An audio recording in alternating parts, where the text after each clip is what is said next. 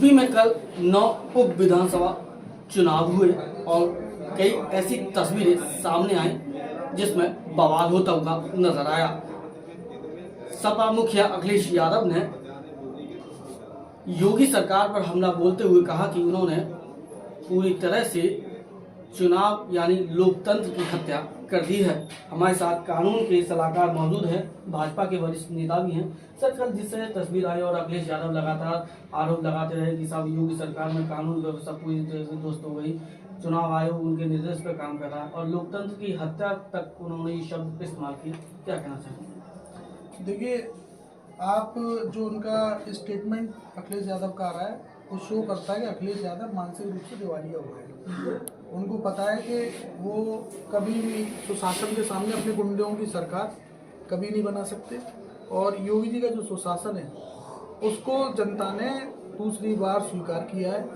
प्रदेश में सरकार दूसरी बार बनी है और जहाँ तक अखिलेश जी का तो सवाल है, वो हमेशा उल्टे सीधे बयान देना। उन्होंने तो चुनाव आयोग पे भी उंगली उठा दी, जो कि संवैधानिक एक अपनी प्रक्रिया अपनाती है और एक संवैधानिक एक संस्था है।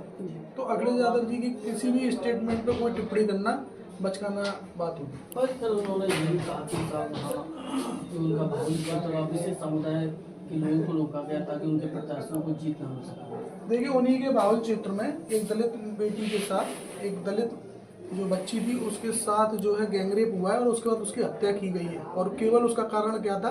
क्योंकि वो भाजपा को वोट देना चाहती थी और वो भी सुशासन चाहती थी, प्रदेश की तरक्की चाहती थी। तो जब लोगों की आवाज़ गैंगरेप करके इस तरीके से दबाई जा रही हत्या करके, तो आप समझ सकते हैं जिस दिन उनकी सरकार होगी या ये चाहते हैं कि सरकार बन जाए, जो भी जनता कभी इनको स्वीकार नहीं करेगी, नकार दिया है इनको, फिर नकार देंगे और प्रदेश में योगी सरकार ही रहेगी, तीसरी बार भी बनेगी और उपचुनाव में भारी जीत से फिर से आएगी। तो कुछ लोगों ने ये भी आरोप लगाया कि साहब उनकी आवाज़ दबाई जा रही है। लोकतंत्र है भारत में, लेकिन अब चुनाव में वो लोकतंत्र दिखाई नहीं देता। आवाज़ किसकी दबाई जा रही है?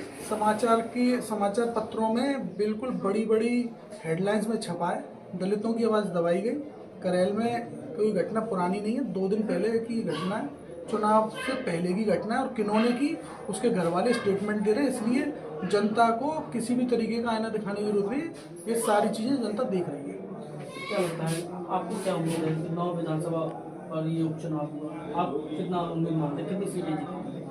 देखिए, हम 9 में से 9 सीट जीतेंगे। इसमें बाहुल से कोई मतलब नहीं, ये किसके बाहुल की है? जनता को चाहिए सुशासन, जनता को चाहिए विकास, जनता को चाहिए अपने प्रदेश की तरक्की। इसमें गुंडों की सरकार कभी नहीं बनेगी, ये बात तय है और जनता इस बात के पहले ही अखिलेश यादव को नकार चुकी है। नहीं, अखिलेश तो खुद कहते हैं कि आप लोग की जातीय हिंसा कराते हैं, तभी तो आप चुनाव में। ये जाति हिंसा कौन करा रहा है? जो जाति हिंसा ही अगर सुशासन नहीं होता तो जाति हिंसा होती। एक की किसी की बेटी को गैंगरेप करके मार देना, एक दलित बेटी को, ये कौन सी हिंसा होती? ये खुद अखिलेश यादव बताएं कि इस तरीके के जो जघन्य अपराध वो कारित करा रहे हैं, जबकि प्रदेश में सरकार भी नहीं है और वो सरकार की छवि खराब करना चाहते हैं। तो उनके घर वालों ने स्टेटमेंट दिया कि सपा के गुंडों ने ये सब घटना कारित की है। आप तो सिर्फ एक लेडी की बात कर रहे हो, तो और लोगों की बात कर रहा हूँ जो हजारों की तादाद में थे जिनको मतदान नहीं करने दिया। बिल्कुल गलत बात है। चुनाव आयोग ने बुर्का पहने हुए कुछ लोगों को रोका था और उनकी जो पहचान थी वो उनके पहचान पत्र और आधार कार्ड से सुनिश्चित की थी। जो लोग बार बार बुर्का पहन के वहाँ पर बूथ कैप्चरिंग की कोशिश कर रहे थे और फर्जी वोटिंग की कोशिश कर रहे थे, उन लोगों को पुलिस ने रोका है। ये बात बिल्कुल सीसीटीवी में भी है और रिकॉर्डिंग में भी है कि वो सब लोग बुर्का पहन के बार बार वोट डालने आ रहे हैं। क्या लगता है कि सरकार की छवि खराब करने का ये पूरा उद्देश्य है? बिल्कुल, सरकार की छवि खराब करना चाहते हैं, लेकिन जनता जानती है, जनता ने 60% के आसपास वोटिंग भी की है। वो खुद बताता है कि कभी भी ये इनकी मंशा और इनकी गुंडों की सरकार कभी इस प्रदेश में नहीं लौट के आएगी।